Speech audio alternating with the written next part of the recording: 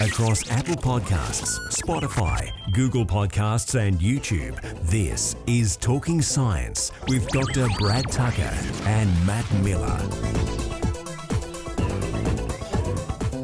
Astronomers have discovered the biggest explosion in the universe, and I've put the caveat on here saying in recorded explosion in the universe. Yeah, I mean, look, Big Bangs aside, it's the clearest, biggest evidence of something, of some big thing happening in the universe.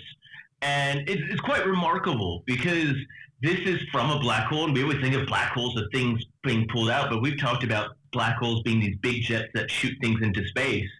And radio and X-ray telescopes spotted this cluster of galaxies, and they measured that there was essentially a hole that formed through this cluster of galaxies that a jet had to shoot into it and kind of blow through it.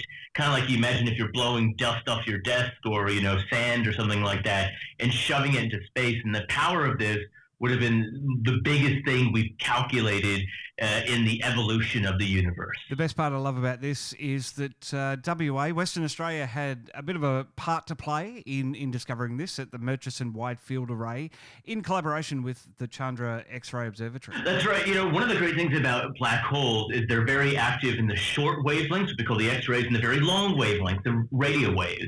And when you harness the picture of these two, you can really see the scale of the black hole and the activity.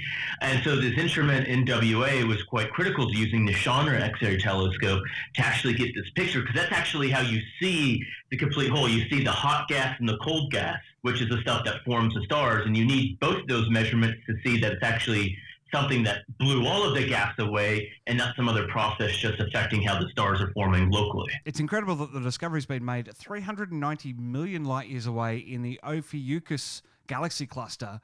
So this black hole must be huge. It must really be quite a large explosion. It is. We do think the black hole is bigger than the Earth's one. The Milky Way's one, rather. I guess it is the Earth's one as well. It's our black hole. We'll put a stake on that. It's all about us anyway. Mars is not yours. Just back off, all right?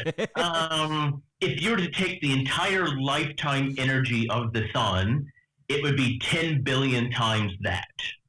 I mean, we were talking about a massive amount of energy, and the hole was about 800,000 light years across, so like literally 8 times the width of our Milky Way. So we are talking about a big, big explosion. And it's not the first time that we've seen these outbursts from the center of galaxies before, but as we're saying here, this is really, really massive. That's right. It's about 5 times bigger than the previous one. And we do know these jets happen. We see this activity all the time. So we know it's relatively common, and we also know that it goes in phases. It depends on how active the black hole is. Our black hole's not doing anything really. It's not shooting up these jets, which is good for us. And we do know that some black holes turn on and turn off jets. We've seen these black holes changing. We've seen the activity in the black hole jet changing. And, that's just kind of luck. These things do go on for thousands and millions of years.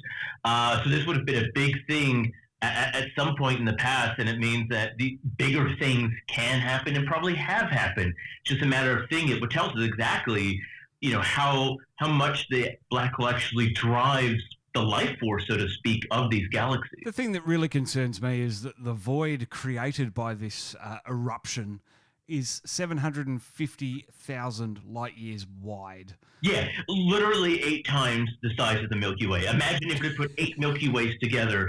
That is the hole it created. I mean, the numbers are just unfathomably large into what we're talking about here. We don't like to use the term astronomically large, but it's astronomical. That's an official scale of measurement, isn't it? That really is. At some point, it just becomes astronomical, and then you just round it off, and you're good to go in space. And one last thing that I love about this explosion is that it's, we're talking about all these numbers and how it's blown everything off the chart, if you'll pardon the pun. But 5 times more energy than the previous record holder, the previous biggest explosion. So hopefully there's not another one and it's not closer. That's right. You would not want to be in the beam of or in the way of this one. You would get extra crispy on the level of cooks, let's say that. I avoid it at all costs, is my professional opinion.